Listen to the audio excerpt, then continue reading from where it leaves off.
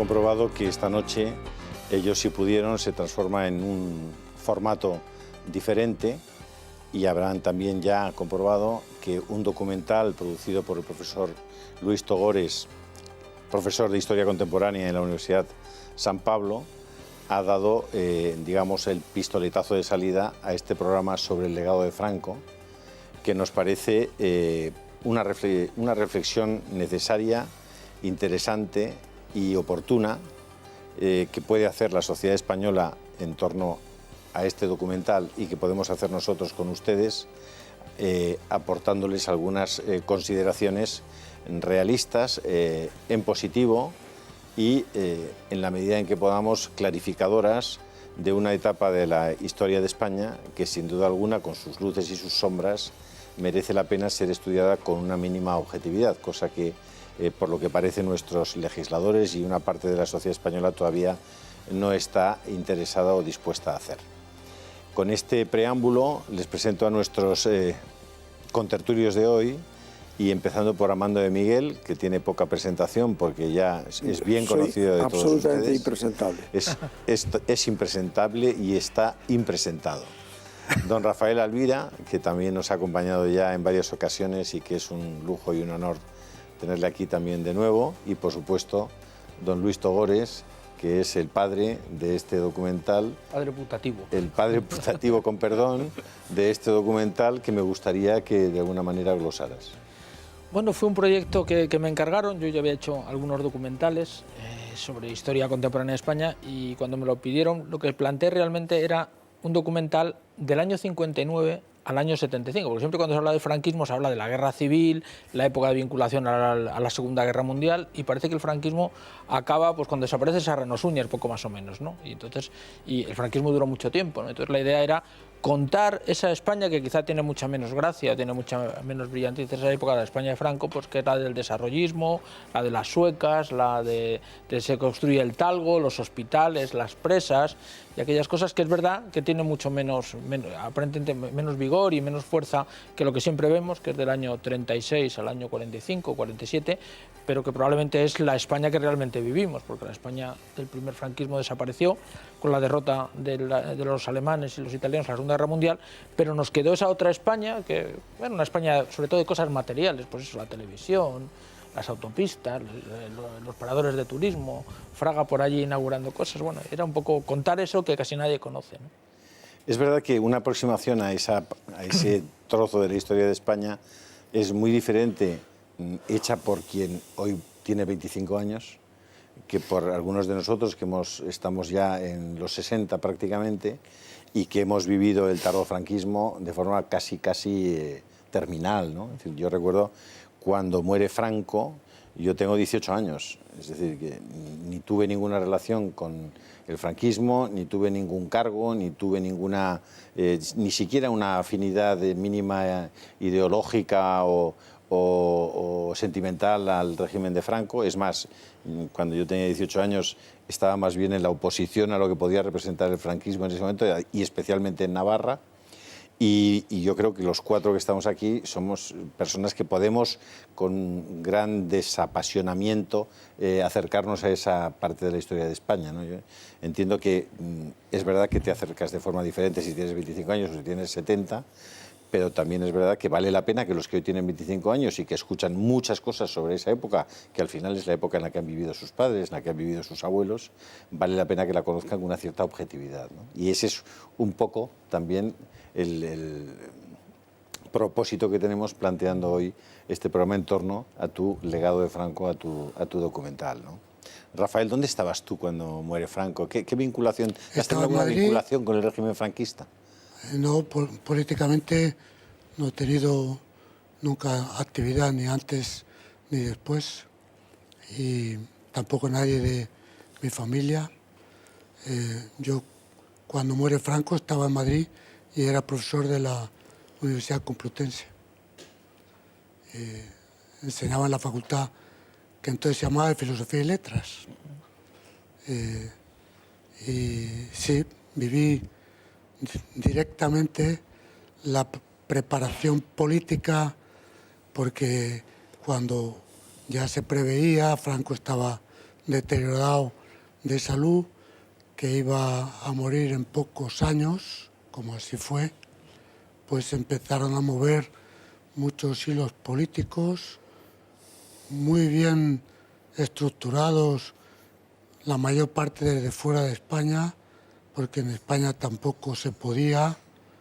Y yo luego pude, en algunas ocasiones, incluso de manera muy directa, conocer personas que movieron esos hilos y mucho dinero para que el paso de la época de Franco a la siguiente pues fuera en la línea que ellos preferían.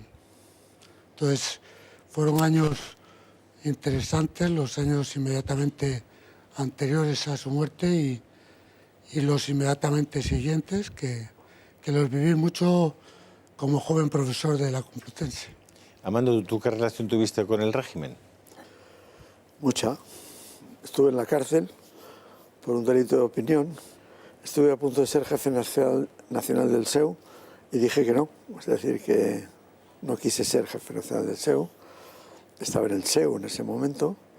Y después estuve en una línea crítica con los del periódico Madrid. Tampoco estuve en ningún partido político. Aunque cuando estuve en la cárcel el juez insistía en que yo era miembro del partido. ¿En qué año estuviste en la cárcel, Amando? En el 71. Y por un delito de opinión. Por un artículo. ¿Por qué voy a ir a la cárcel yo? ¿Eras francófobo? No, empezaba a ser ya crítico, pero crítico, vamos a ver, yo lo que propugnaba era lo que vino después, un sistema de democracia razonable. Estaba con los del periódico Madrid que propugnaban eso, pero tampoco era militante antifranquista, pero era crítico del franquismo, ¿no? Identificadas estas relaciones, no relaciones con el régimen, ya saben ustedes que a partir de ahora van a escuchar opinar sobre el franquismo a personas que no se llevaron una peseta del franquismo, que no recibieron un favor del franquismo, es más, recibieron alguna colleja, y que nos asomamos a esa etapa de la historia de España con una perspectiva bastante de una cierta objetividad, o que podemos garantizarles. Más que objetividad, porque somos, como decía Unamuno, somos sujetos, no objetos. Por lo tanto, todo es subjetivo, ¿no? Pero bueno, fuera de este juego de palabras, el franquismo tiene una particularidad respecto a otros episodios de la vida contemporánea. Y es que es muy difícil ser ecuánime, pero no dentro de España, en todo el mundo. La guerra civil, por ejemplo, dividió al mundo occidental en dos bandos, se puede decir casi irreconciliables, cuando era un asunto menor. En cambio, la Segunda Guerra Mundial no planteó en la vida intelectual tantas polémicas. La guerra civil española y después el franquismo planteó muchas polémicas. ¿Por qué creéis, Rafa, Luis, Amando, por qué creéis que la sociedad española todavía no es capaz de mirar con desapasionamiento el régimen franquista? Como siempre, hay dos niveles al menos. Uno es el nivel personal, las historias de cada uno, que, como aquí hemos hablado otras veces, hay de todo, porque tanto en un lado como en otro hubo gente mejor y otra menos buena. Y luego ya lo que habría que hacer es un estudio sociológico de los porcentajes, pero eso no viene a cuento ahora. Lo cierto es que es indudable que hubo pues desgracias personales y eso queda en las familias. Es muy difícil porque además el español es apasionado y tiene tendencia a ser radical y eso marca mucho. Pero luego, por otra parte, en la línea de lo que decía Amando, yo creo que es que en la guerra española sucede algo que no había sucedido hace tiempo y que después pues, posiblemente no ha vuelto a suceder, y es que se enfrenta una visión tradicional católica contra una que es completamente moderna y no católica. Eso no se puede traducir individualmente. Hubo católicos en el lado republicano y no católicos en el lado de Franco, pero como proyectos generales fue eso, y mucha gente entre otros, por ejemplo, mi padre, que nunca fue político y que no entró en política y que no era para nada antimonárquico, pero intelectualmente era republicano y se sentía republicano, y sin embargo era católico y no pudo resistir la situación tan tremenda de unos señores que se dedicaban a matar curas, monjas y frailes y a quemar iglesias. No se sabe por qué, porque seguro que había algún fraile que se había portado mal, porque somos humanos, pero en conjunto se dedicaban a hacer el bien a los pobres y a los desvalidos, ¿no? Es que aquello fue una cosa muy, muy gorda, ¿no? Que ahora se intenta olvidar. Pero, perdona, la quema de iglesias, que es una cosa que en otros países europeos no acaban de entender. ¿Por qué quemamos las iglesias? Se hizo a principios de mayo de 1931. Sí, sí. Al mismo tiempo, en muchas ciudades españolas, varias ciudades españolas, y no hubo ningún responsable, ni nadie acusó a nadie, ni nadie fue procesado por quemar iglesias. Iglesias, conventos y a veces bibliotecas y, desde luego, obras de arte. Bueno, todo eso a menos de un mes de la República. Y luego, durante la República, pues continuó una ola anticlerical. Yo creo que eso fue fundamental para el levantamiento de Franco. Aunque Franco al principio me da la impresión de que no supo muy bien qué es lo que estaba haciendo. La prueba es que el manifiesto, que esto se conoce mal, pero conviene recordarlo, el manifiesto que firma Franco el 17 de julio de 1936, termina con este eslogan: libertad, igualdad, fraternidad. Porque realmente la cultura política de Franco era muy escasa. Y entonces a él le sonaba bien esto de la Revolución Francesa. Claro, no sabía dónde se metía, ¿no? Y luego fue evolucionando. Lo habéis dicho con esto del vídeo.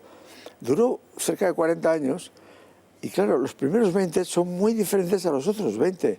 Eso fue el pragmatismo de Franco. A diferencia de otros como Perón, como Oliveira, como otros dictadores y en fin, líderes autoritarios que hubo en el mundo en los años 30 y 40, él fue evolucionando. Oliveira, por ejemplo, aquí nuestro vecino, no admitió la Coca-Cola nunca. Es increíble. ¿Os imagináis a Franco no admitiendo la Coca-Cola? Es impresionante. La repartieron en el instituto, cuando yo era alumno del instituto. Quiero decir que era muy pragmático en eso, decir, ¿cómo la Coca-Cola? O los americanos. Franco abrazó a Eisenhower y había abrazado a Hitler. Creo que no hay otra persona. Eso sí que se Tú eres decía. historiador. Sí. ¿Hay alguna otra persona que haya abrazado a Hitler y a Eisenhower? Hay una foto muy curiosa que es cuando Muñoz Grande, siendo ministro del Ejército, va a firmar los primeros convenios con los americanos. Era bastante cabezón. Entonces, sabes que cuando vas a Estados Unidos tienes que firmar un papel diciendo que no has luchado contra Estados Unidos. Él dijo, pues si yo no puedo, si he luchado con las tropas de la Wehrmacht, aunque sea... Incluso te llegan a preguntar si tienes la intención de atentar contra el presidente de los Estados Unidos. Y entonces, ya te digo, bajó allí y dijo, bueno, pues yo soy un criminal de guerra. Es que tenía la cruz de hierro. Sí, sí, y entonces Iniesta, que era el general Iniesta, que era el traductor, bueno, pues como Muñoz Grande no hablaba inglés, cambió totalmente el texto, ¿no? Y luego hay una foto muy buena que se ve con el jefe del Estado Mayor americano mirándole la cruz de caballero con hojas de roble en el cuello, porque el tío se la puso para ir a una gala en Washington. Es decir, bueno, es que la España de Franco era una cosa un poco especial. Como dices muy bien, no tenía nada que ver ni con Salazar, ni con Oliveira, ni con... Te acordarás, Armando, que eso de la Coca-Cola en los años 72, 73, se decía eso de que España era una, grande y libre. Decían una porque si hubiera otra nos iríamos a la otra. Grande porque cabemos los americanos y nosotros. Y libre porque podemos optar entre Coca-Cola y Pepsi-Cola. Sí, sí. Vamos a dar paso a la publicidad. Seguimos ahora mismo.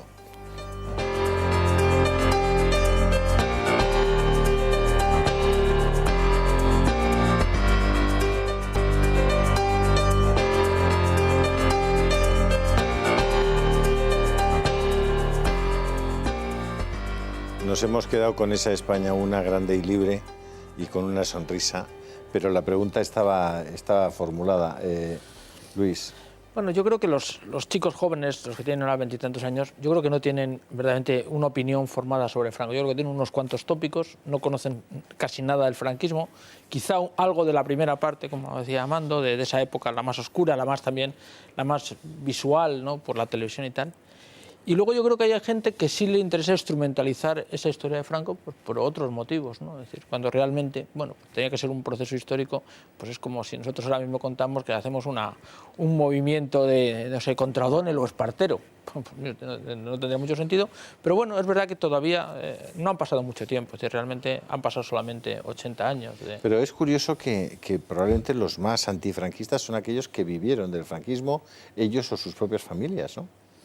Yo creo que es una postura política. Yo creo que hay unos intereses políticos que están alejados del interés histórico. Por ejemplo, bueno, pues hoy día, además, en el fondo casi nadie sabe nada de Franco, es decir, porque puede parecer mentira, pero casi nadie sabe. Y de hecho, de las biografías que hay de Franco, pues probablemente la más exitosa, que para mi gusto es una de las peores, es la de Paul Preston, que es la que ha arrasado y que es una biografía muy sesgada, ¿no? Entonces yo creo que, y sobre todo todo el mundo, como te decía, sabe de la primera parte, de la época que nos interesa hablar, que son de los años 20, esa segunda parte que has hablado, pues casi nadie sabe nada, ¿no? Es decir, yo creo que cuando se hicieron aquella venta, ¿os acordáis? Yo creo que era ABC o algún periódico de los nodos, pues yo creo que todo el mundo los compró, pero nadie los ha visto, ¿no? Con lo cual nuestros hijos no saben, o nuestros nietos no saben realmente lo que pasó. Uno de los estereotipos más afianzados en la opinión pública española, por lo menos en una gran parte de ella, es que Franco era un criminal, comparable a Hitler, a Stalin o a Mussolini. Bueno, firmó 50.000 penas de muerte, vamos, por razones políticas. O sea, yo no sé si eso es un crimen, pero eso es evidente. En los dos bandos, lo que pasa es que claro, uno triunfó y se nota que fusiló, triunfando, pero el otro hubiera hecho lo mismo. Y la mejor demostración es que la crueldad en la guerra civil fue en la retaguardia de los dos bandos, los paseos. O sea, España inventó el paseo, en fin, como figura delictiva verdaderamente ominosa. Franco era un criminal, Amando. Pero yo creo que hay una cosa técnicamente sí, porque firmó penas de muerte por razones políticas, pero también supongo que Churchill, los combatientes en la guerra mundial, pues también firman penas de muerte por razones políticas, ¿no? Aunque los dictadores, claro... No te estás mojando. ¿Eh? ¿Era un criminal o era un tipo que firmaba penas de muerte por razones políticas, como lo podía hacer Churchill o como lo podía hacer... Pues no sé, es que me pides una opinión criminal. No, yo creo que fue un dictador, el líder de un régimen... ¿Aceptarías la comparación entre Franco, Mussolini, Hitler o Stalin? Se parecen mucho. Se parecen mucho porque son, y Oliveira, Salazar y Perón sobre todo, son, y es que hubo muchos, los hubo en Hungría, los hubo en Rumanía, los hubo en muchos países de Europa, hubo regímenes autoritarios. Pero lo característico de este régimen autoritario es que empezó teniendo ínfulas totalitarias como las de Hitler, y acabó abandonando eso, y se pasó a un régimen moderadamente autoritario, desarrollista y modernizador. Y todo la misma persona, porque por eso, claro, no se puede decir Franco al final modernizó el país o trajo la democracia, incluso se puede decir, o trajo la monarquía, bien, y todo eso ¿por qué no lo hizo antes? Y se hubiera retirado en el año 40. No se retiró nunca, él murió en la cama, por cierto. Los dictadores suelen acabar mal, ¿eh? Rafa. Esa es la diferencia con Mussolini y otros que acaban mal. Y este murió tranquilamente en la cama de la Seguridad Social. Era gallego, ¿eh? Era gallego, que eso es un punto. No, vamos a ver, yo creo que el concepto de crimen es un concepto tipificado, por decirlo así, y cuando hay pena de muerte políticas, como cuando hay pena de muerte por otro tipo de cuestiones, no implica criminalidad. Desde que el mundo es mundo se han hecho penas de muerte políticas y eso no se suele llamar crimen. Con respecto al número, yo he leído precisamente hoy en Stanley Payne que fueron 30.000. Sé que está estudiando ese tema, que no está claro, precisamente Fernando Paz. Pero en cualquier caso, lo que sí me parece claro es que al terminar una guerra civil tan larga, tan dura, es muy difícil evitar cosas de ese estilo. No hay que olvidar, por ejemplo, que lo que pudo pasar en España sean 30.000 más o menos, y que seguramente, vuelvo a lo que decía antes, a lo mejor hubo errores que me parecerían muy mal, pero también sé, porque por mi familia y por amigos, que hubo juicios en los que cuando se declaraba a favor de esa persona no se le condenaba o se le condenaba a penas menores. Eso pasó en muchos casos también. Pero lo importante, yo creo, es si se hace la lista de los que murieron en Francia al terminar la Segunda Guerra Mundial, perseguidos por presuntos colaboradores, lo de España fue una broma, ¿eh? Y lo mismo en Italia, etcétera, etcétera. Es decir, es difícil al final de una guerra civil. Ahora, fuera de eso, en lo que en detalle obviamente no puedo entrar, no se puede decir que Franco ni antes ni después fuera una personalidad criminal. Era un hombre que se portó bien, que iba a misa casi todos los días, que consta en muchas ocasiones que se portó bien con gente, incluidos sus enemigos políticos. El general en jefe del ejército republicano murió en Madrid viviendo Franco porque pidió volver y volvió. Y como él, muchos otros. Un criminal no hace eso.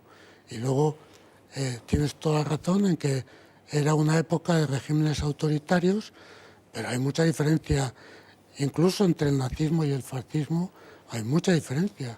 Sí. Y entre el fascismo y Franco hay mucha diferencia. Pero menos con el peronismo, con Mussolini. Sí, por eso digo. En fin, claro, hay que comparar las circunstancias en cada caso, eso. Pero sobre todo la gran distinción es que los 40 años de Franco fue de una evolución increíble. Pero eso yo creo que se debe a lo siguiente. Generalmente en España se juzga mucho, como hablábamos antes, por problemas personales, que pueden ser muy comprensibles y que hay que ayudarles, si se puede todavía, y darles la justicia. Pero a un estadista, como en general a toda persona, para juzgarle bien, no le puedes juzgar por pequeñas historias de si a un presidente del gobierno español mataron a su abuelo, que no está además tan claro por qué lo mataron. Lo lamento mucho, por supuesto, pero no puedes entrar en esas cuestiones, sino que tienes que entrar en la piel de esa persona y decir qué quiso hacer y qué pudo hacer. Y en ese sentido yo creo que se han hecho muchas críticas de Franco, incluso por buenos historiadores, que son externas, porque han juzgado desde criterios, por ejemplo, tópicos, como que Franco no era demócrata, o que Franco era muy católico e impuso algo del catolicismo. Bueno, esas son cuestiones tópicas que pueden tener una parte de verdad y otra quizá exagerada. Pero lo importante, y luego si no quiero abusar de la palabra, si sale hablo, es decir, vamos a meternos en su piel y ver qué es lo que él se encuentra, qué planes hace a partir de lo que puede hacer y qué resultó.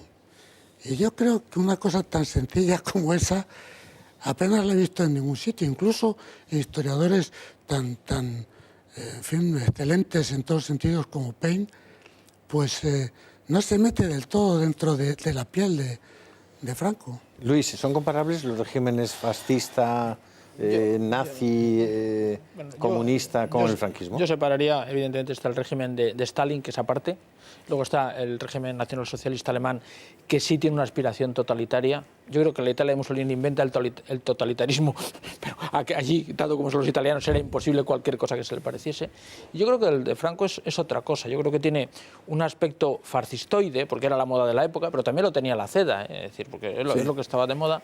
Y luego yo creo que es un régimen conservador de carácter autoritario. Y luego sí me gustaría meter un matiz que yo creo que es importante. O sea, siempre que hablamos del régimen de Franco, parece ser que Franco era una especie como de pieza fundamental, que todo lo que se hacía en España dependía de él. Y eso es mentira. Es decir, sabemos por los consejos de ministros que los ministros tenían muchísima autonomía. Franco se metía, aunque parezca mentira, esa es la famosa frase aquella que le dice uno de sus ministros: haga usted lo que yo, no se mete usted en política. Entonces, realmente la España de Franco la construimos por lo menos la mitad de los españoles. Es decir, que cuando se habla, se centraliza todo en que Franco, mire usted, no, vamos a ver, seamos serios. Esa España era una España donde una gran parte de los españoles contribuyeron a que fuese como fue, unos combatiendo en el Ejército Nacional y ganando la guerra, y otros integrándose en el Partido Único y luego en la administración, etcétera, etcétera, componiendo las familias del régimen. Entonces, realmente, cuando siempre se focaliza el régimen de Franco, bueno, tendría uno que mirar a su casa y decir, vamos a ver, de mis abuelos, ¿cuáles son exactamente tan corresponsables como Franco de la España que construyeron, para mal o para bien, esa España que, por cierto, es, para mí, es un hilo perfectamente continuado por la España de Juan Carlos? Es decir, es que ahí, cuando uno lo ve con proyección histórica, pues cambian muchas cosas, pero otras son permanentemente igual. Pues todo el sistema sanitario, el sistema de carreteras, toda la construcción de un mundo económico en torno al turismo, pues viene desde los planes de estabilización del 57. Y hay un poco ese tópico, del 59, perdón, y además es el año que yo nazco. Entonces, y viene todo... Eso se estabilizaba. Por eso, porque llegué yo. Sí. Tal. Y entonces, bueno, pues hay un poco ese tópico, ¿no? Siempre hablamos de Franco. Bueno, yo hablaría de los españoles de la época de Franco. Es decir, de todos. Sí, tienes razón en eso, porque vamos a ver, esa inmensa transformación se suele psicologizar. Dicen, no, es que Franco cambió de mentalidad. No, los españoles cambiaron de mentalidad. Y Franco, que era muy listo, dice, un momento, que aquí ya no podemos jugar a un Estado totalitario, de partido único, sino que empezó a dejar las familias monárquicas y católicas, y con ese juego de familias esto ya iba pasando por una pseudodemocracia o cuasi democracia, trajo la figura del sucesor del rey. Sí, pero siempre puso como condición de que le sucedería cuando él muriera. Eso es lo que le hace autoritario. Si tú eres, ¿no? Yo siempre digo, vamos, déjame terminar este argumento, porque el error que se comete en el franquismo, a mi modo de ver, en los libros o artículos sobre el franquismo, es creer que la República fue un régimen democrático perfecto, pleno, como Inglaterra, como Estados Unidos, y no es verdad. La República fue un verdadero desastre, empezando por eso de la quema de las iglesias en mayo del 31, y después que murieron, no me acuerdo, vamos, la de la cifra, pero se mató a mucha gente. La Revolución de Asturias, se mató a mucha gente por razones políticas. El tongo de los resultados electorales que acaba de ser publicado. Con una violencia terrible. Era un desastre. Bien, es verdad que también tuvo, ¿cómo diría yo?, intuiciones. Lo que pasa es que no le dio tiempo. Vino la crisis mundial y eso fue, en fin, la mala suerte de la República. Pero hubo ideas políticas verdaderamente extraordinarias. Por ejemplo, lo de los regalíos, lo del trasvase Tajo Segura, lo de ese tipo de cosas, que los paradores nacionales, yo qué sé. Entonces, esas ideas Franco las adaptó enseguida y no parecieron de la República. Los que estudiábamos Derecho Político en aquella época, en la época de muerte de Franco, los que estudiábamos Derecho Político en aquella época, recuerdo que nos adoctrinaban en torno a la idea de la democracia orgánica. Sí, claro. Vosotros lo recordaréis, la democracia orgánica. Sí. Y nos explicaban qué era aquello la democracia orgánica y cómo eran los sistemas de representación.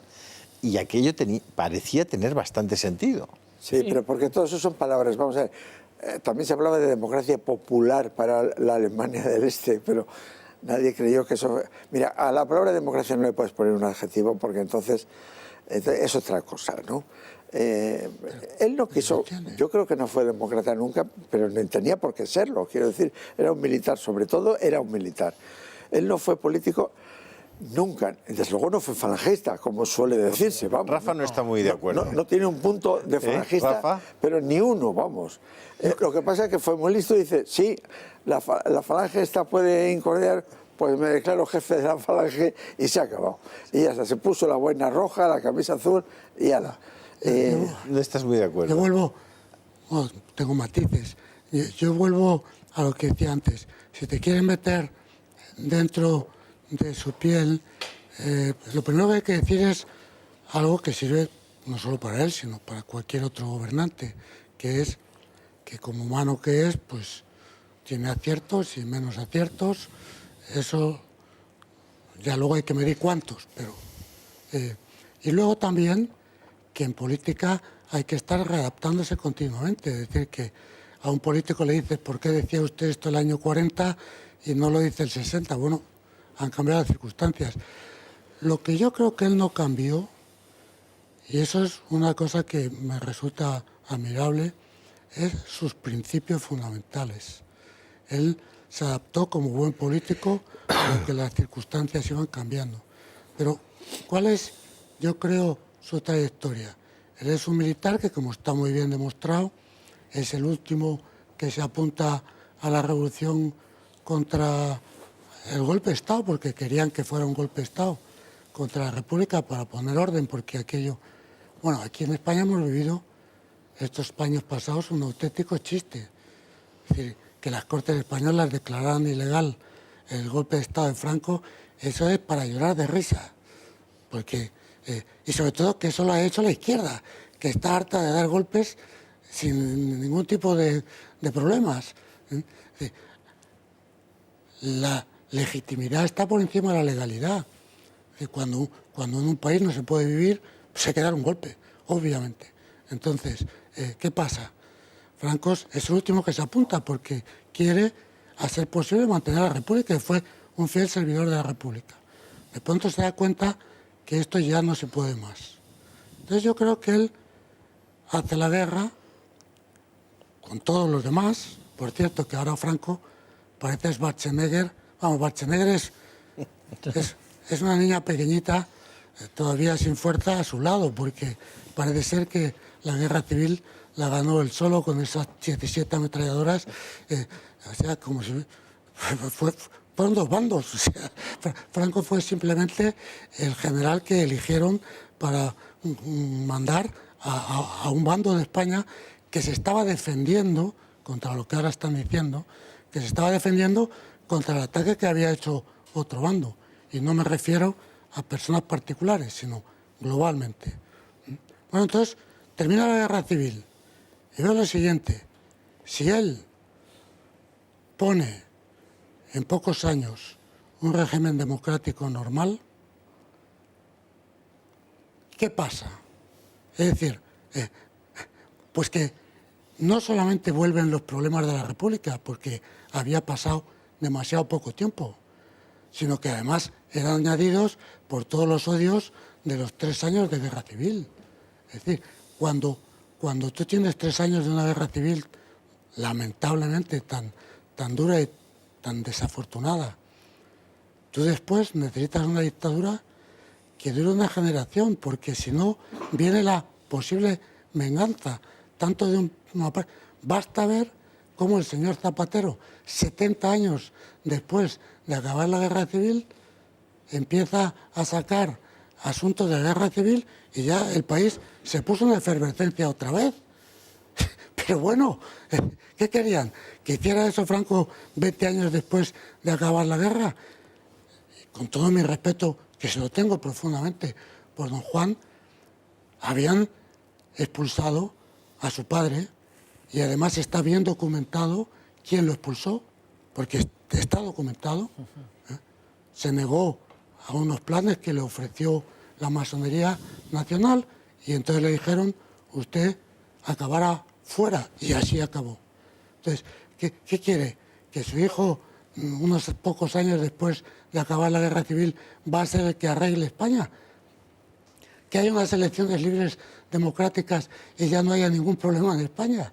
O sea, Franco hace una cosa que todavía, a mi juicio, yo estoy simplemente buscando la lógica de su actuación, nada más. No gano nada con lo que estoy diciendo, más bien sé muy bien que pierdo, porque los que hoy día están de moda dicen unas cosas inimaginables. Bueno, pero la lógica suya es: si dejo también el poder, por decirlo así, oficialmente al Grupo Nacional, nos encontramos con una dictadura de mitad de España contra otra mitad. Es mucho mejor que haya un chivo expiatorio. Él no solamente es un general que consigue lo que pocos generales han conseguido, que es tener un ejército excelente, pero no golpista. Y cuando muere, no da golpe. No solo consigue eso, que fue mucho, sino que consigue ser el chivo expiatorio sobre el que la izquierda, que lo único que sabe hacer espiritualmente es oponerse. Ese es el gran problema de la izquierda. Porque si la izquierda fuera justicia, yo soy de izquierda. Pero lo que hacen es contra. Todo el tiempo que está el Zapatero en el poder, y está en el poder, es hablar contra el PP. Pero si usted está en el poder, hable de lo suyo.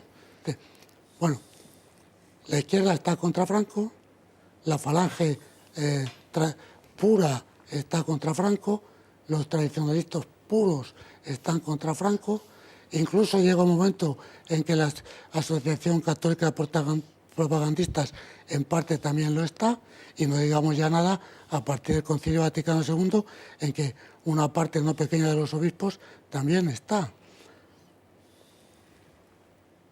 Él es el pararrayos, es el malo de la película, es el chivo expiatorio, que ahora permite, por ejemplo, que la gente no esté diciendo media España se peleó con otra. Nadie dice eso, lo que dice es tuvimos un dictador tremendo 40 años, como si hubiera sido Schwarzenegger. Bueno, pero resulta que este señor dice lo siguiente, y termino. Problemas que tiene España. 1, las tensiones tremendas. Pues tengo que congelar la política a una generación. Lo que él quiere es congelar la política para que se vayan los odios. Luego viene Zapatero a estropearlo. 2, España tiene que saber lo que es. Porque la izquierda española, otro de los problemas que tiene, repito, la izquierda justiciera, soy de izquierdas, pero otro de los problemas que tiene la izquierda es que no tiene una idea clara de lo que es España. Entonces, Franco, ¿qué dice? Aquí no ha habido más España que la patria española tradicional católica. Pues no tiene otra opción si quiere reconstruir España que echar mano de esto. ¿Por qué no hay otra España? Y porque la democracia, como es un régimen político que no es identitario, porque libertad, igualdad y fraternidad no bastan para dar identidad a ninguna sociedad. Y ese es el gran problema que tenemos ahora, porque tenemos democracia, pero no tenemos identidad. Nadie sabe lo que es España y por consiguiente aparecen unos catalanes que tampoco saben lo que es Cataluña, pero dicen que lo saben y se separan de España porque nadie sabe lo que es España. Bueno, y no quiero entrar en eso porque ya eso es un chiste ya a la N potencia, ¿no? Entonces, él tiene que intentar congelar la política, rehacer una idea de España, una idea al menos, para unir a los españoles, hacer una política social, que la hace, son de los primeros del mundo que hace una política de seguridad social, pleno empleo, y después dice que tiene que hacer una dictadura. Paz, elevar la economía y elevar la cultura. Esas son las 3 dimensiones que, si se logran, justifican una dictadura. Porque otra de las cosas ridículas que dicen ahora, incluso algunos escritores vaticanos, es identificar tiranía con dictadura. Eso es desconocer los rudimentos de la filosofía política. Toda tiranía, por principio, es mala.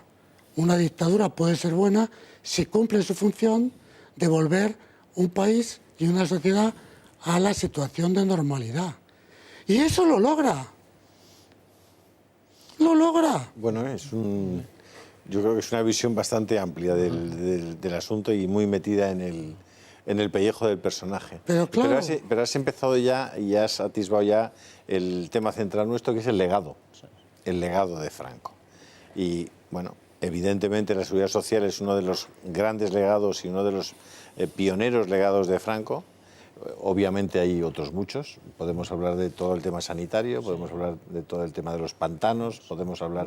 Yo creo que la gran infraestructura, la base del edificio donde hoy afortunadamente vivimos, y que ya te digo, lo han construido varias generaciones de españoles, es decir, la generación de mi padre, de mi abuelo, y ahora le toca a nuestros hijos, yo creo, para mí fundamental es la seguridad social, que bueno, ahora está de capa caída porque casi no nos queda dinero ahorrado, pero todo eso sabes que lo construyó un ministro falangista, José Antonio Girón, siguiendo un sistema que había empezado ya con la dictadura de Primo de Rivera y que además le había ocurrido a un conservador que era Bismarck. Es decir, ese sistema, todo ese Maura.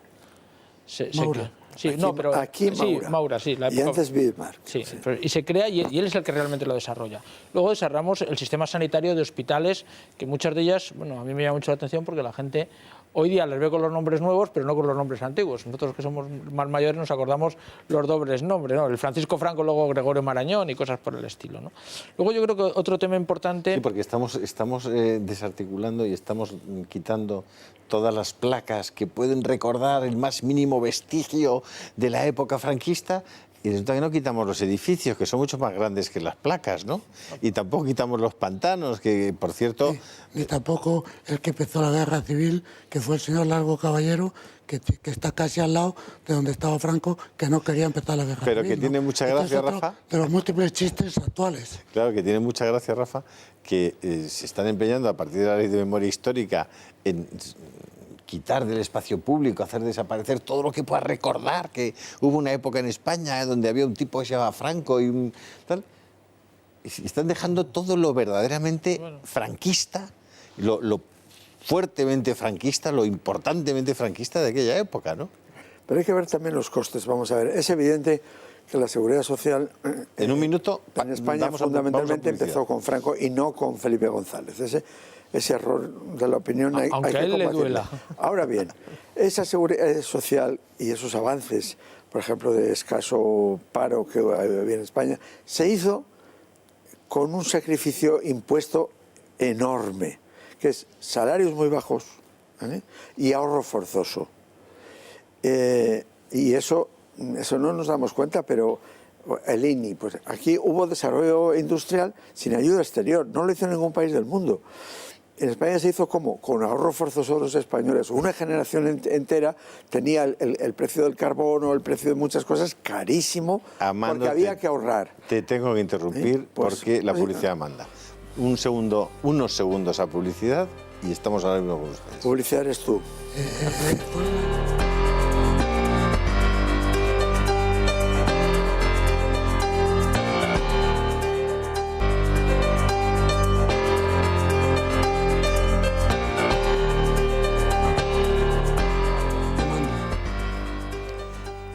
Como hemos interrumpido a Amando de Miguel, lo justo y razonable es devolverle la palabra a Amando. Bueno, pero creo que en esto podríamos estar de acuerdo, que lo que realmente cambió en esos 40 años fue el pueblo español.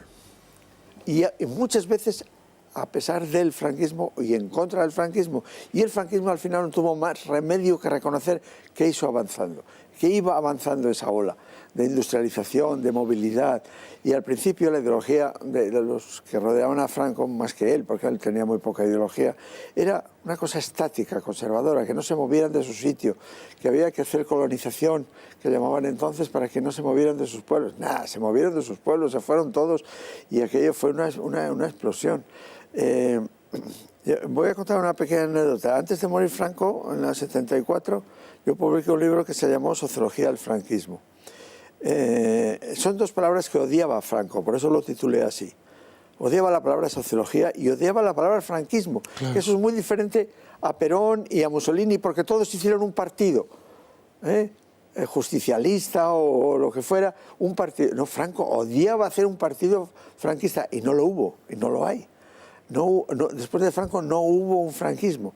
La gente es franquista solo por sus conexiones y sus recuerdos familiares. Si su abuelo estuvo en un bando o en otro. Pero no hay en el legado de Franco no hay como Perón o como Mussolini, como otros autoritarios, no hay un partido porque él no quiso nunca eso. En realidad fue una persona muy pasiva. Y eso fue su éxito. ¿Cómo te escucha Mariano Rajoy? No, es que se parece mucho a Rajoy, de verdad. Es esperar. La técnica de Rajoy es no hacer nada. Entonces el líder socialista acaba hundiéndose. ¿Sabes la frase de Franco? Dice que había dos tipos de cosas. Aquellos que se arreglaban solas y aquellos que las arreglaba el tiempo. Sí, sí. Y era un sistema que funcionaba. Había una discrepancia con Amando. Decías que quizás en ese momento en el que había... Sí, yo creo que el franquismo para mí tuvo una gran virtud, o a lo mejor es que era hijo de su tiempo, es que con el Estado actual que nos controla todo, nos controla dónde aparcamos, dónde tienes que poner la matrícula y saben dónde estás, donde tienes miles del teléfono, te localizan y tal, el régimen franquista, que teóricamente era un régimen autoritario, tenía muy pocos niveles de control de la sociedad. Sí, es cierto. Entonces, eso que no, es que era, pero no era nada opresivo, tenía una policía que era una mierda, había 19.000 guardias civiles, ahora tenemos casi 90.000, una policía de chiste. Bueno, y es verdad que bueno, pues al que estaba en el otro lado la vida se le hacía muy difícil. Pero el sistema era muy poco opresivo. Entonces, lo que decía Mando es que los españoles podían fluir, porque el régimen quería unas cosas, pero como no tenía los mecanismos para atornillarte en esas cosas, pues prácticamente... Pero no los tenía porque no los había creado, porque Claro, Fidel Castro exacto, cuando llega claro, porque no quería. tampoco los tiene, de ni hecho, aquí Stalin tenemos los tiene, dos ¿no? catedráticos de universidad que, si uno piensa desde un punto de vista totalitario, ¿cómo podía ser profesor universitario Tamames o Tierno Galván? Escucha, Que eran dos Tamames, rojos recalcitrantes. Oye, me parece Y no que... era porque no tenía mecanismos de control. Oye, en el vídeo te añado una cosa sobre Tamames. Sí. Tamames no solamente ganó la oposición de catedrático y antes la de economista técnico comercial del Estado, sí, que es una oposición muy parecida a la diplomacia. Y se exigía no solamente firmar un papel que firmábamos todos de principios fundamentales, todos los firmábamos, no. Se exigía un salvaconducto con las 5 flechas del jefe de falange del distrito. Y Tamames lo llevó a la oposición. Claro. Por razones personales y todas esas cosas. Pero porque el régimen no controlaba, no era nada controlador. Y el tribunal se planteó, bueno, vamos a aprobar a este señor que es del Comité Central del Partido Comunista. Y el presidente del tribunal dijo, pero no consta. Eso era el franquismo. Eso era el franquismo. Un régimen totalitario lo hubiera fusilado. Sí. Pero... aprovechando que estaba haciendo la oposición, ya que estaba allí. Cuando Franco muere, España es la 8ª potencia industrial del mundo. Sí, bueno, ese fue, pero repito, eso fue el pueblo español el que se transformó, claro, el que con una austeridad extraordinaria, trabajando día y noche, emigrando a Alemania, ahorrando, con precios muy altos, ahorrando, el ahorro forzoso que hubo. Una sociedad infeliz. Todavía hemos heredado... que era una sociedad infeliz. Escucha, todavía hemos heredado, aunque parezca mentira, y ese es el legado de Franco, uno de esos ejemplos de ahorro forzoso. La paga de verano y la paga de Navidad. Eso es un mecanismo de ahorro forzoso. En lugar de darte lo que te corresponde todos los meses, la empresa se queda con ese dinero y te la regala eso sin intereses en julio y en diciembre. Eso lo inventó Franco como mecanismo de ahorro forzoso. Hubo otros insisto, muchos. Amando, ¿entonces era una sociedad infeliz? ¿Cómo? ¿Era esa una sociedad infeliz? Es que el término felicidad es individual, no lo puedes aplicar a una sociedad. Yo creo que pues habría unos más desgraciados y otros más felices. ¿Una sociedad de bienestar? No, pero al final sí, era una sociedad de bienestar. Al final no cabe la menor duda, ¿no? Lo que pasa es que yo creo que era un bienestar diferente, porque tú que yo somos de la misma generación. Mi padre era militar, clase media, y yo estudié en un buen colegio, estudié en el Colegio del Pilar, compañero y pupitre de Luis Guindos, y yo fui toda mi vida con rodilleras y coderas al colegio. Y yo no me sentía absolutamente, me acuerdo con las chirucas, pero todos los niños llevábamos rodilleras y coderas. Nos parecía normal, porque a los 3 días, y mi madre no me compraba otros pantalones, iba a la zapatería y me ponía. Entonces, es verdad que el concepto de felicidad que teníamos era mucho menos material. Es decir, la felicidad... Yo era un niño muy feliz, pero es que no me planteaba que tener rodilleras me frustrase. Bueno, era otra concepción quizá de la sociedad. No, que vuelvo a decir lo que antes he apuntado, y es que lo más de destacar en un gobernante en general es que sea fiel a unos principios claros y que luego sepa adaptarse. Es decir, que al principio, después de acabar la guerra, España era un país agrícola, así se decía en todos los libros. Entonces era normal que Franco procurara reforzar la agricultura, pero él mismo creó el INI hizo cosas interesantes. Todas las infraestructuras que hizo Franco para el desarrollo industrial, nadie había hecho en la historia de España tantas infraestructuras, y eso no era para dejarlo ahí tirado, era para preparar un desarrollo industrial.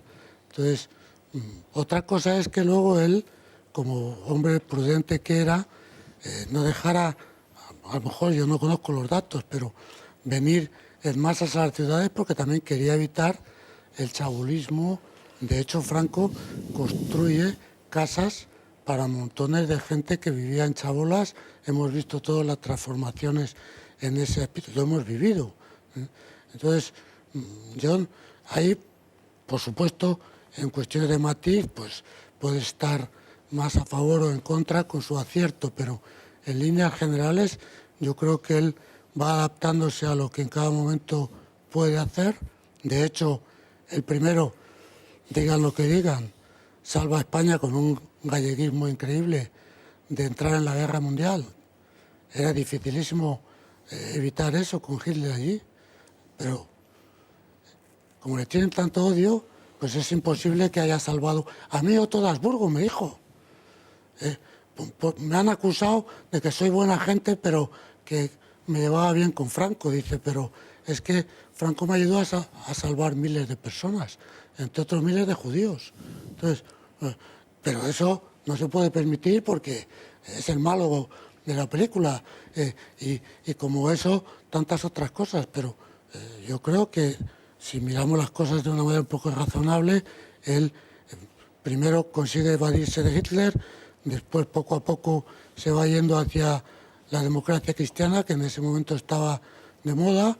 Luego, cuando empieza la gran expansión económica, busca economistas de prestigio para sacar adelante el país. Yo creo que im Großen und Ganzen, como dicen los alemanes, en cifras grandes, con los errores que pueda haber habido, él cumple lo que quiere hacer. Lo que pasa es que él también tiene muy mala suerte en sus últimos años. Porque ¿cómo va a esperar un hombre que ha contribuido al prestigio de la Iglesia Católica en España, cómo va a esperar que a partir de las consecuencias del Vaticano II se larguen miles de sacerdotes y monjas por ahí, no se sabe dónde, que se enfrenten con él, que ya lo de la España católica está pasado de moda? ¿Cómo se iba a esperar eso? ¿O cómo se iba a esperar que un señor que apoyó a la familia de la manera tan espectacular que lo hizo, y me parece fundamentalísimo, cómo se iba a esperar que en la segunda mitad de los años 60 llegara la píldora anticonceptiva, que fue la bomba atómica social contra la familia? Luego, ahí se pueden poner muchos matices, lo sé, pero en lo esencial fue así. ¿Cómo se iba a esperar? Pues la revolución del 68 y todas las cosas inimaginables que el 68 hizo. No se pueden juntar tantas cosas adversas, de tal manera que el éxito de la transición, el día que se miren las cosas desde lejos, y repito, tengo amigos de izquierda, de derecha y de centro, y gente maltratada por un lado y por otro, pero el día que se miren las cosas con distancia, hacer una transición que incluso sus enemigos han reconocido que fue modélica, después de todo lo que pasó a partir del final de los 60, eso no era nada fácil. Eso era muy difícil. Pero vamos a ver, yo creo que Franco era mucho más pragmático.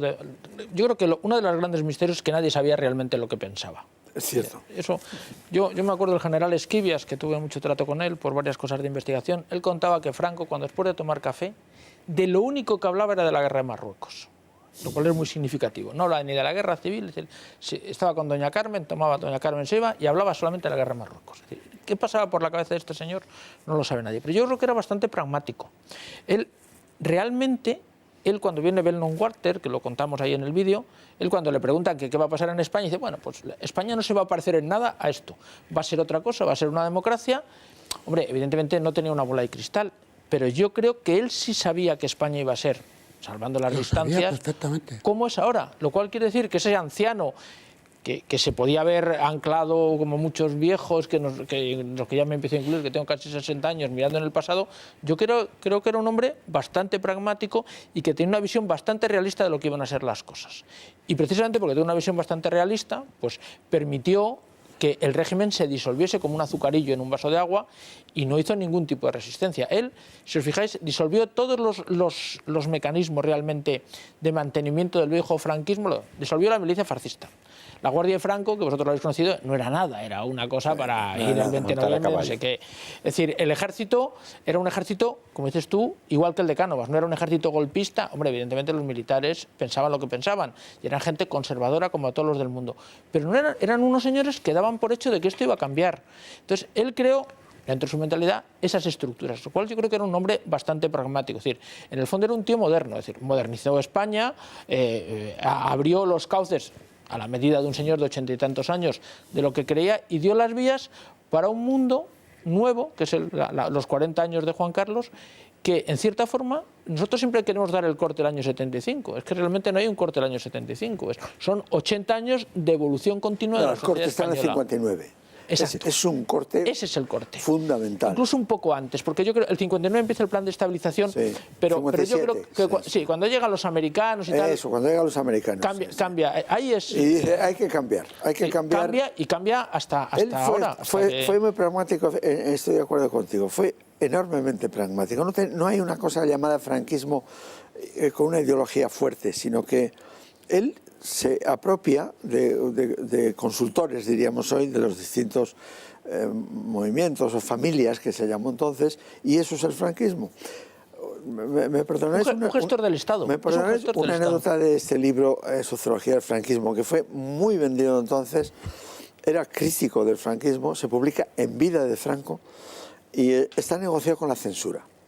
La censura era Ricardo de la Cierva, que fue amigo mío, y yo negocié con él, porque eso es el franquismo. Tú puedes negociar con un Ricardo de la Cierva que llevaba la censura y que era también crítico de muchas cosas del franquismo. Y él me puso esta sola condición. El libro no se censuró, pero me quitó el capítulo sobre Franco. Y es un libro que en otros países sobre todo llama mucho la atención, porque no habla de Franco. Pero además no está mal, porque en realidad Franco no es nada, es lo que le rodea, y ahí está su pragmatismo de rodearse de unos y de otros. En los años 40 pues eran pseudonazis, o como Serrano Suñer. Lo que pasa es que Serrano Suñer era el líder de los estudiantes católicos, es decir, que era ya un nazismo pasado por el filtro del catolicismo. Claro, no podían estar a favor de matar judíos, o sea que eso es el pragmatismo. Mira, como táctico o como estratega en la guerra civil, si lo estudiáis bien, ninguna batalla la planteó Franco, sistemáticamente, ¿eh?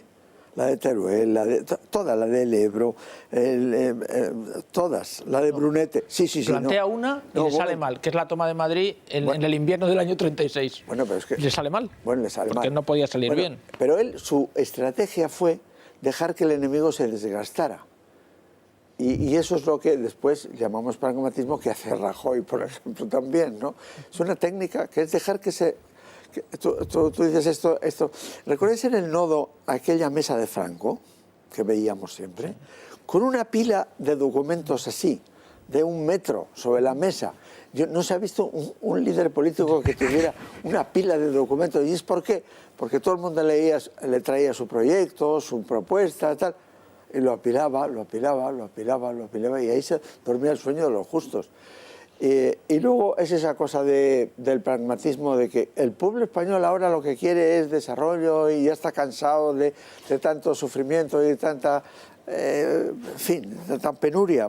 Pues venga, desarrollo. Pero ¿por qué no juzgar, como una vez más, no lo digo, si en vez de hablar de Franco estuviéramos ahora hablando de Felipe González o de Aznar, procuraría tener exactamente la misma actitud? ¿Por qué no meterse dentro de la piel e intentar ver su buena voluntad? En principio, mientras la mala voluntad no está demostrada. Entonces yo creo que se puede decir casi lo mismo que habéis dicho vosotros dos, diciendo que Franco era un señor, y creo que eso no se lo puede negar nadie, que tuvo siempre, cosas que no todos los políticos tienen, un gran amor a España. Es decir, se sabe que Franco, y lo dijo él además, y está escrito, pensaba que tenía que haber, lo mejor era una democracia orgánica. De eso se han reído todos los demócratas representativos, porque también la democracia, ya en la Revolución Francesa se adjetiva con democracia representativa, porque la directa era imposible. Entonces, la democracia representativa funciona mal, basta ver que hoy día más del 50% de los electores del mundo, dicen las encuestas sociológicas, están hartos del sistema. Pero entonces él propone una democracia orgánica que, ahí está el libro, que a mí me parece muy bonito, de Gonzalo Fernández de la Mora, en que muestra los teóricos, además izquierdistas, muchos de ellos, que sostuvieron ya en el siglo XIX que una democracia de partidos representativas no podía funcionar bien y que había que organizar la democracia de otro modo. Entonces, eso que decía Franco de democracia orgánica, objeto de risa para tantos intelectuales brillantes como tenemos hoy día, era una cosa sostenida por pensadores de la calidad de Schelling, por ejemplo, en el siglo XIX alemán, etcétera. Pero él, y don Juan Carlos de Borbón lo ha dicho y está publicado, cuando vio lo que pasaba, le dijo: tú tendrás que gobernar de una manera muy distinta a la mía. Se lo dijo a Vernon también. ¿Y eso por qué lo hace? Porque no quiere imponer, como tú bien decías, lo suyo, porque el franquismo no lo creó él para nada, ni hubo franquismo, y porque no impone la democracia orgánica, porque lo que quiere es sacar a España adelante. ¿Por qué no pensamos eso? Yo creo que era un hombre que amaba a España. Yo para mí tiene dos virtudes que son malévolas hoy día decirlas.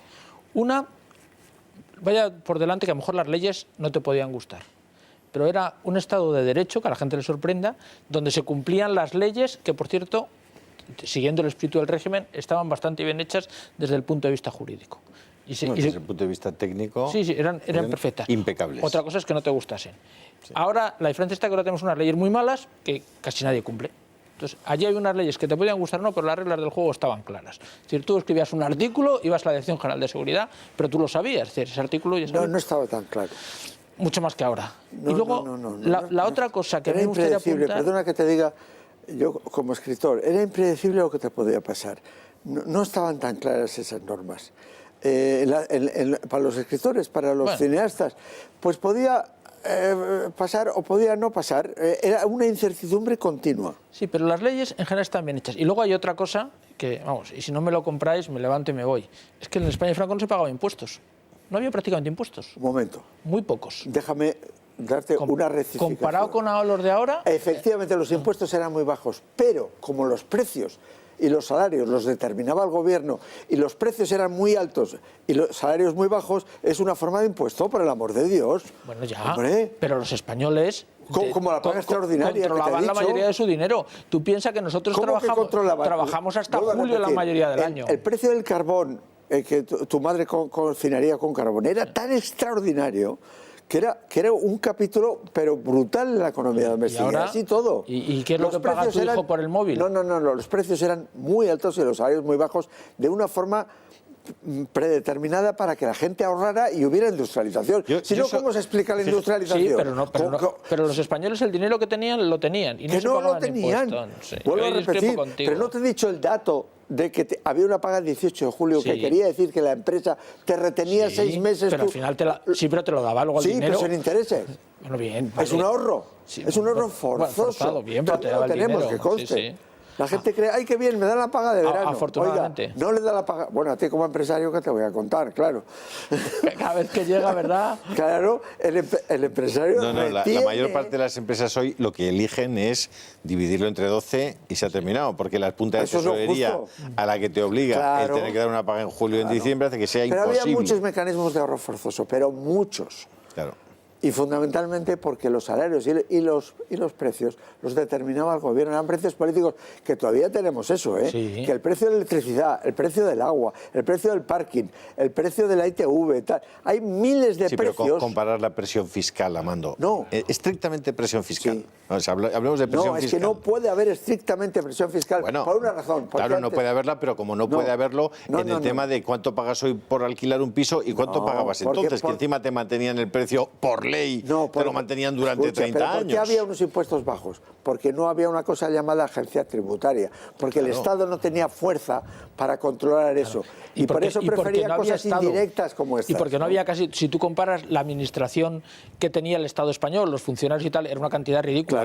Claro. Luego no entonces podía, no no podía pagábamos haber impuestos porque el Estado no se lo podía gastaba en recogerlos. chorradas. Y comparar podía el IT recogerlos. de entonces, que era Pero el impuesto había de mil maneras. transmisión. Por ejemplo, como tú sabes, hasta el año 59 el precio de las divisas del dólar era distinto según lo determinaba el gobierno. 60 pesetas el dólar. No, a partir de entonces, eso fue una revolución. Cuidado, que se fue también a 170. No, pero Se fue una a revolución porque el 170. dólar valía ya del 59 lo mismo para todos, 60 pesetas. Pero hasta entonces valía una cosa pues potestativa, para unos eran 40 y para otros 120, porque esa era la forma de ahorro forzoso. Vamos a ver, todo el que tenga mis años y un poco menos reconocerá que vivíamos de forma muy apretada en los años 40 y 50. Era una España, Hombre, lo que te decía de las y rodilleras. gracias a eso hubo INI y hubo industrialización, porque se apretó el cinturón Pero obligatoriamente. probablemente porque además la vista sobre esas épocas es muy diferente de los 40 a los 50 que a partir de los 60. Hombre, claro, en el 59 cambia radicalmente. Efectivamente. Una observación y un matiz.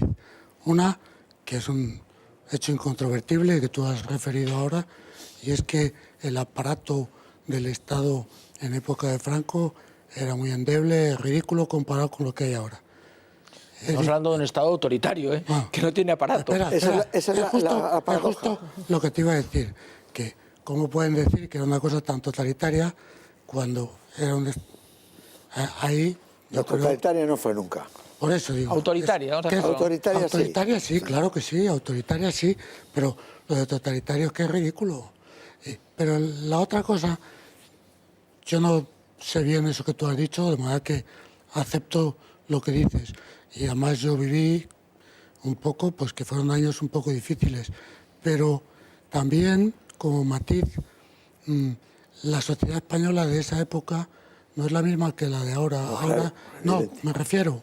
Por ejemplo, yo he estado en países, no voy a decir cuáles, porque donde las mujeres preferirían que a los maridos les retuvieran dinero porque se lo gastan en la taberna. Pero claro, entonces, en aquella época en España, la sociedad española no tiene el nivel de ahora. Si le daban 2 pagas extraordinarias, le controlaban mejor el gasto. O sea, hay un...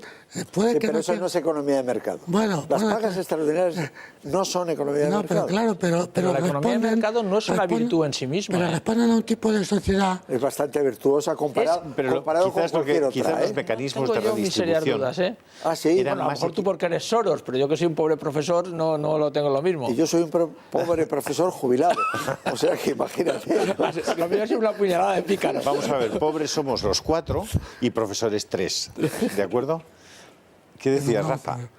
No, que lo que he apuntado, ¿no? Que yo creo que hay que tener en cuenta también siempre el ritmo de cambio de una situación, de una sociedad, y que la sociedad española fue desarrollándose. Solo el hecho, por ejemplo, de que la radio, por ejemplo, cuando nosotros éramos niños había muy poca radio, luego ya todo el mundo oía radio, después la televisión, después otros medios de comunicación, después, digan lo que digan, hizo grandes campañas de alfabetización. Después, en cuanto que hubo dinero, a final de los 60, hay el boom universitario. Tú todavía te acordarás, Rafa, porque vamos a dar paso a la publicidad, que pollo se comía los domingos. Claro. Entonces, eso sí, no tenía hormonas aquel no, pollo. Claro.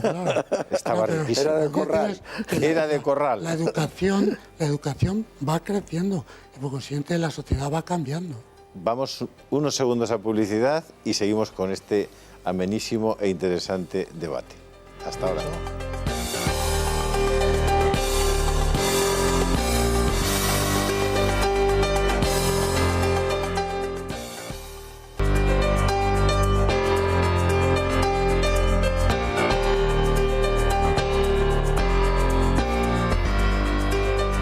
Al brillar un relámpago nacemos y aún dura su fulgor cuando morimos. Esto nos quedan 20 minutos de programa.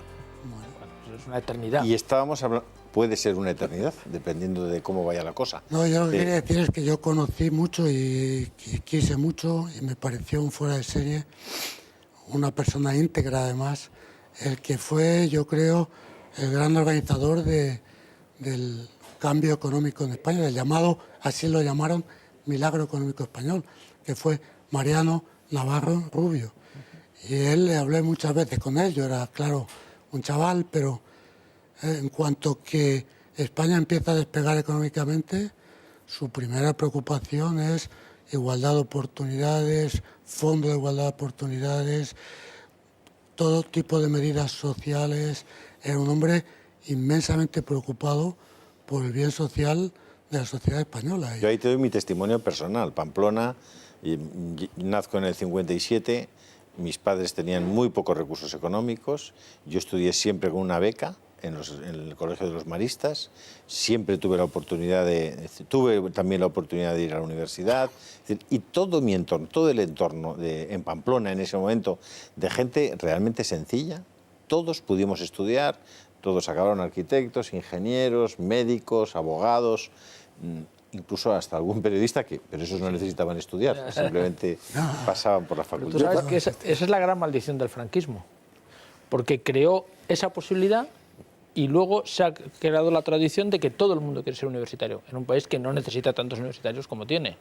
Y eso es un problema, porque entonces las universidades laborales, que sabéis que también se construyeron en el franquismo, desaparecen, y nuestro problema actual es un desequilibrio. Pero no solo la universidad, Luis, te hablo también de los propios colegios. Es decir, había colegios privados, sí, pero la gente y que existían las becas para que la gente pudiera ir al instituto público, pudiera ir al colegio privado, pudiera... Pero eso era una realidad, esa es la realidad que yo viví. Sí, vale, mi estoy hablando de un chico que tenía verdad. 18 años en el 75, ¿no? Que es verdad, perdón. No, casi vale mi testimonio. Yo también estudié siempre con becas, con una particularidad que recordaréis, que entonces el tener una beca implicaba tener por lo menos notable. Eso era así, y porque si no te ahora la quitaban. se puede tener beca suspendiendo el curso o repitiendo el curso.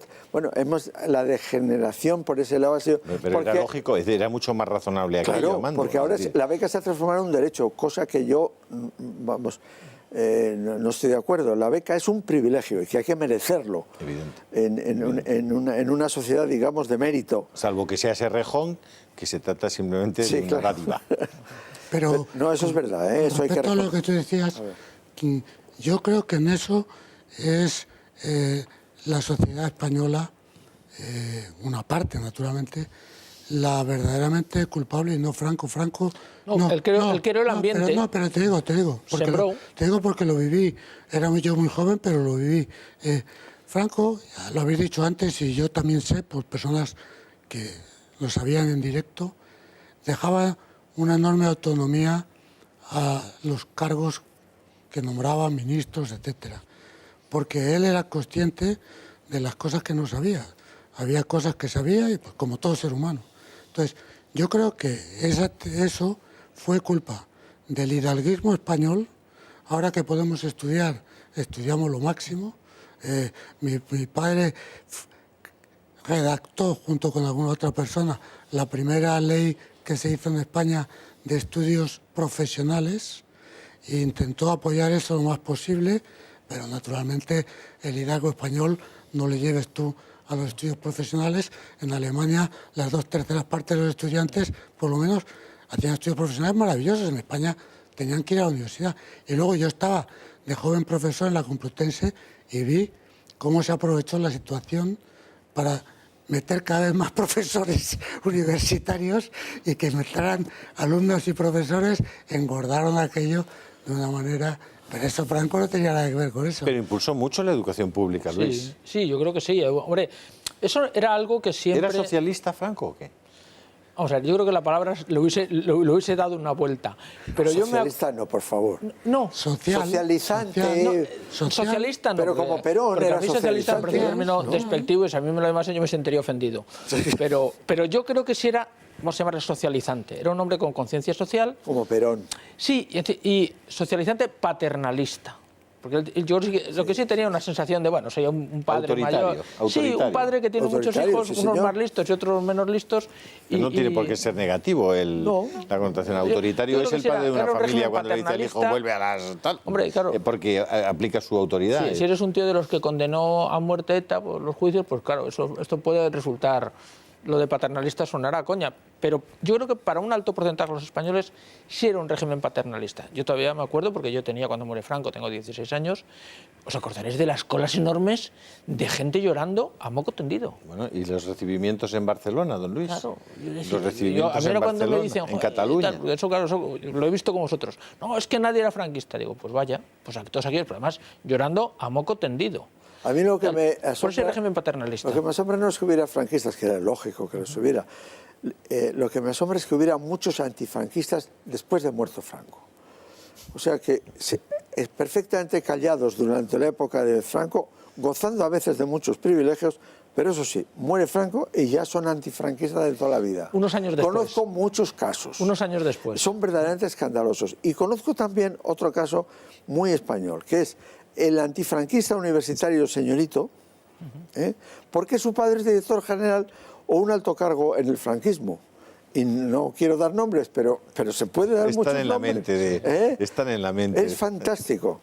Sí. Claro, como yo venía de una familia humilde, pues hombre, eso me llamaba mucho la atención. Le digo, hombre, yo soy crítico del franquismo y tengo que andar con cuidado, pero hay muchos que pueden hacer antifranquismo dentro del Partido Comunista, por ejemplo, abiertamente como socialistas, porque no van a ir a la cárcel nunca, porque sus padre papás... es director general de seguridad. No, hombre, seguridad no, pero hombre, lo que director general. Quizás estás diciendo también que es complicado justificar que uno pueda ser comunista y antifranquista al mismo tiempo por la misma razón. Sí, claro. ¿No, Rafa? En realidad, Franco lo que siempre odió y combatió fue el comunismo. Sí, claro. Las otras cosas, bueno, en fin. Bueno, pero es que el comunismo estaba matando en Rusia a 10 millones de personas. 10 millones de personas. Profundamente el y no comunismo. con penas de muerte firmadas y después de una guerra. También se puede decir al revés. Sino la verdadera oposición que crímenes. hubo al franquismo fue la de los comunistas. ¿Para qué nos vamos a engañar? Los otros eran... Bueno, una oposición. Claro. La prueba es que murió en la cama. Claro, o sea, vaya una oposición que dejaron morir al dictador. Sí. Los dictadores son defenestrados. No, este no fue defenestrado. Y los comunistas sí, hasta el final, fueron la verdadera oposición. Todo el mundo lo recuerda. Los otros partidos... ¿Se puede ser antifranquista y comunista por la misma razón? Por supuesto, pero Franco, en ese sentido...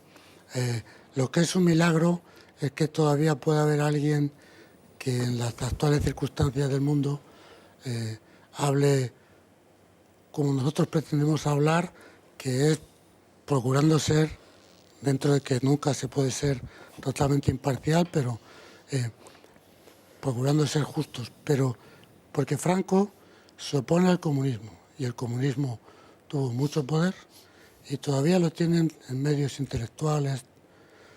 Franco no se lleva bien con la Internacional Socialista, que tiene mucho poder. Franco tuvo la mala suerte de que durante la Guerra Civil cae en sus manos, por casualidad, el archivo de la masonería española y se entera de cosas asombrosas que ahora están publicadas, de cómo la política española ha estado condicionada desde lugares ocultos por mucho tiempo. Sí, pero perdona, él también quiso ser masón y no le dejaron. Pues no está claro, ¿eh? Sí, está claro. Su padre fue masón y su hermano Ramón fue masón. Sí, pero él no. Y él no, pero porque no le dejaron. Ahí estás equivocado. Y te voy a hacer una oferta. Pues, el general más joven de Europa... era Franco. Era Franco. ¿Y tú crees que la masonería, si él llega a decir que quiere entrar, si la masonería entraba casi cualquiera que supiese leer y escribir, un tío como Franco llega a decir en la puerta, oye, que yo quiero, hubiesen abierto las puertas, hubiesen puesto una banda de música... ¿Tú no crees que él quiso ser? No. Bueno, no sé. Es un misterioso. Las biografías serias que hay en los estudios... Pero aplica la lógica. Sí. Si llega a querer... Admito tu razonamiento. Hubiese sido masón. Es verdad. Hubiese sido masón. Otra cosa es que quisiese ser el Cabo Gómez. Pues el Cabo Gómez a lo mejor no lo aceptaban ser masón. A Franco... Bueno, lo que tenía claro Franco es que ser católico y masón era incompatible. Claro.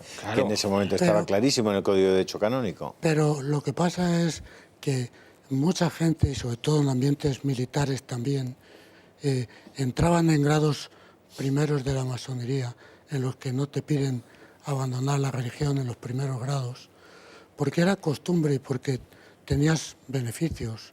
Puede ser, yo no lo sé, no tengo ni idea, que a lo mejor Franco, como joven oficial, como hacían otros muchos, hubiera intentado eso. Pero eso yo no lo sé, creo que tu razonamiento también es bueno, pero yo no me refería a eso, sino, una vez más, a lo que de hecho sucedió. Lo que de hecho sucedió es que él, después, cuando ve cómo han influido y de qué manera tremenda, sin que se sepa, pues se opone a la masonería. Y eso no lo ha hecho prácticamente ningún político en el siglo XX más que él. Si se tiene en cuenta que hoy día el poder de las logias en el mundo es fortísimo, pues se ve que Franco no puede tener muchas simpatías. Es decir, que eso es Ahora sabes que ya, normal. Ya no se llama logias, sino que se llama Club Bilderberg. Bueno, vamos a ver, es que ahora lo que llamamos masones ahora tiene poco que ver con la masonería de los años 30. Eso ha cambiado y eso ha cambiado muchísimo. Pues el Club Bilderberg, la globalización, Sí, esas cosas. Sí, eso ha cambiado radicalmente. Pasó su tiempo. Yo creo que Franco ahí, por lo que fuera, a lo mejor no es verdad lo que yo he dicho, no sé, yo no soy historiador. Sí, pero es una idea pero extendida. Una cosa es evidente que a él lo de la masonería con el comunismo lo unió además. Sí. Masón y comunista, que es bastante incompatible. El contubernio judeo-masónico. El contubernio judeo-masónico. Lo unió ahí en un tribunal especial que creó para eso, que a mí me parece que fue desafortunado eso. Porque vamos a ver, habláis del amor a España de Franco y un Claudio Sánchez Albornoz, eminente masón, ¿no creéis que amó a España hasta el final de sus días? Pero si fue masón, fue un masón de los primeros grados, espera, porque él se declaró católico y murió católico. Sí, pero masonazo. Bueno, pero ojo, insisto, es que está bien documentado y está publicado en libros recientes y en antiguos, que a partir de cierto grado tú tienes que abjurar explícitamente de la religión católica. Pues yo creo, no conozco el grado de don Claudio, pisar un crucifijo, pero yo creo que fue un nivel elevado y fue un furibundo español hasta el final de su vida. Claro que sí. Más español que don Claudio no hubo. Bueno, entonces yo vuelvo a lo que decíamos desde el primer momento, a la distinción entre el caso concreto, que hay que estudiar uno por uno, y el asunto de fondo. No sé exactamente qué pasó con don Claudio. Bueno, pues que era presidente de la República en el exilio, caramba. Espera, lo que sí sé, quiero decir... Pero era lógico que se llevase mal con Franco. Hombre, lógico, claro. Lo que sí sé es que no eran compatibles en ese puesto. Claro. Perdona, Rafa. Lo que sí sé es que él se declaró claramente católico, que murió como católico, sí, que además si fuera masón, pues muy bien quiero decir, en el sentido de que si fue así, pues fue así. Yo no puedo hacer nada. Pero un momento, pero también es verdad que igual que el jefe del ejército de la República, Vicente Rojo, pidió a Franco volver a Madrid y volvió, y murió en Madrid, Franco le invitó a don Claudio a volver a España. Y sé más, conozco la universidad, en concreto de Navarra, que le invitó a don Claudio a ser catedrático de historia, porque don Claudio era un historiador fenomenal, se proclamaba católico y el propio Franco le había invitado a venir. Naturalmente un presidente de la República en el exilio, claro, a Franco no le dice voy para allá, ¿no? Pero pongamos el caso de Azaña, otro enemigo acérrimo de Franco. No se puede negar que tenía un enorme amor a España, ¿no? Y era gente muy honrada, la de todas. Hay un dato en la biografía de Azaña extraordinario. El 1 de abril del 39, él era presidente de la República y tenía un coche oficial, claro, de aquellos monumentales de los coches oficiales. El 1 de abril va a París y deposita el coche en la Embajada de España. Y le dicen, ustedes han ganado la guerra, aquí está mi coche. Oye, esos gestos ahora me parece que no se estilarían. Rafa, ¿qué pensaban Ortega y Gasset y Unamuno de Franco? Bueno, yo por lo que sé era distinto. Unamuno era un hombre muy vitalista y de pensamiento no socialista, porque el socialismo fue de su juventud, luego lo dejó, pero digamos iba un poco más en ese aire y entonces... Al principio estuvo con Franco, pero enseguida se enfrentó. Pero en cambio Ortega Ortega hizo propaganda a favor de Franco en Inglaterra durante la guerra civil, y Ortega volvió, y además lo que a lo mejor algunos no saben es que volvió a España, pero no retomó su cátedra de la Complutense porque él no quiso, porque tenía muchos amigos. ¿Pero cobró o no cobró el sueldo de cátedra? Ahora te digo, tenía muchos amigos internacionales que le tenían por un liberal, como lo era en un sentido, y hubiera quedado mal si hubiera quedado como un franquista, puesto que Franco ya le habían puesto muy mal nombre fuera de España. Pero él, a pesar de todo, volvió a España. Franco le ofreció la cátedra y él no la quiso, pero no sé si cobró o no. Yo creo que sí cobró. Pero una cosa, sé una cosa seguro, y es que su sucesor en la cátedra metafísica de la Complutense, don Ángel González Álvarez, claro. Esta historia me la contó Padre Ángel Luis González. el hijo de don Ángel González Álvarez, muy amigo mío, Fallecido recientemente, muy joven, que Franco, hasta que no cumplió 70 años y se jubiló Ortega, no permitió que esa cátedra saliera a oposición. Muy franquista esto. En la cátedra metafísica de Ortega salía a oposición cuando Ortega cumplía la edad que le hubiera jubilado. Es como el 23 de Michael Jordan, ¿no? Fue retirado por los Bulls. Y Ortega, Pero Ortega no fue antifranquista. Ortega no es antifranquista, Ortega tampoco es un hombre... Yo ya haría un matiz. Era liberal. Tampoco era un hombre del régimen. Cuando ves la correspondencia entre Ortega y Marañón que escriben en Francia, ellos, yo tengo muy mala memoria, pero dicen algo así, dice, vamos a ver, entre la República y el Frente Popular, que es una cosa impresentable, vamos a ver, el franquismo es el mal menor. Eso es lo que dicen en su correspondencia. Sus hijos vienen a luchar a España con Franco. Vienen a luchar a España con Franco. Y algunos de ellos, lo que no sé si es, no me acuerdo bien si es el hijo de Ortega o el de Marañón, es un jerarca de Falange, pero de importante. Marañón. El de Marañón. Pero un cargo además importantísimo, es decir, no jefe de centuria, sino... Es decir, y ellos tienen una cierta reticencia, pero dicen, bueno, es que entre lo que había anterior y lo que hay Franco, pues Franco es la solución a los problemas de España, aunque no sería lo deseable. Pero vuelven aquí. Tiene un punto de humor, porque Marañón, que era un hombre orquesta en ese momento y que lo representaba casi todo en España, me contaba Alfonso Usía que un día en esas recepciones que hacía Franco los miércoles en el Pardo, estaba el caudillo en pie y había el jefe de protocolo que daba entrada a un grupo de gente que venían a presentarle sus respetos a su excelencia. Y en esto que presentan, pues a continuación hará entrada en la sala para saludar a su excelencia la Asociación de Amigos de los Castillos de España, y presidida por don Gregorio Marañón Moya. Estaba don Gregorio Marañón con 15 tipos detrás, cogía un papel y decía, excelencia, en los castillos de España que han sido piedra angular y tal. Decía, gracias, y se marchaba. A continuación hará su entrada la Cruz Roja Española, presidida por don Gregorio Marañón Moya. Estaba don Gregorio Marañón, pasaban 15 tipos detrás, saludaban al caudillo, la Cruz Roja de España que tantos y grandes servicios ha prestado. Gracias, se marchaba.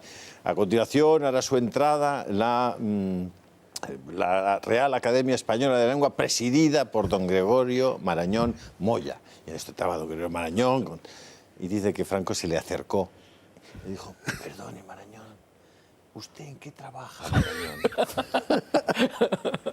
¿Usted en qué trabaja? Era una gran persona, yo creo, yo no lo conocí, pero he oído hablar muy bien de Marañón, y curiosamente en la estación de metro de Gregorio Marañón está llena de frases de Marañón que son preciosas. Los españoles no saben quién era Gregorio Marañón. Era un tipo... El del metro, hombre. El metro. Eso es lo que saben los españoles. Bueno, tú ya sabes... Fíjate que ha habido personajes ilustres en aquellos años. Que huye de Entre España... otros 8 premios Nobel que hemos tenido, 7 de ellos de la Complutense. 7 de los 8. ¿Nobel que hemos tenido? ¿Qué premios Nobel hemos tenido? ¿Hemos tenido premios Nobel los españoles? Solo hemos tenido uno. El de medicina... de don Severo Ochoa. No, Severo Ochoa era norteamericano cuando le dan el premio Nobel. Y es por sus trabajos en una universidad norteamericana. Nos vas a restar los 8 premios Nobel. El Greco es un pintor español, aunque nació en Creta, ¿eh? No, un momento. Pero Juan Ramón Jiménez sí, ¿no? Juan Ramón Jiménez sí es español, españolísimo, aunque muriera en Puerto Rico. ¿Eh? ¿Sabes que a Marañón, Nos queda un minuto de programa, así que hacemos un brevísimo resumen. al final, él sale de España porque le llevan 2 veces a las checas en Madrid para asesinarle. Y ya cuando le van a llevar a la tercera dice, tengo que huir. Y eso que era de la Asociación de, digamos, para la Promoción de la República. Era uno de los padres de la República. Sí, los padres de la República. Pues, sí, pues sí. al final huye de Madrid porque vamos, se lo iban a Es que ese Frente Popular del 36 ya no era la República. Lamento mucho deciros, amigos, que no tenemos tiempo ni para una Ay, Dios mío, recapitulación. qué desastre. El tiempo fugit. ¿Qué quieren que les diga? Yo he aprendido cosas. Si ustedes han aprendido cosas, Yo muchas. han disfrutado y han pasado un buen rato en compañía de Luis Togores, de Rafael Alvira y de Amando de Miguel, pues yo me alegro un montón.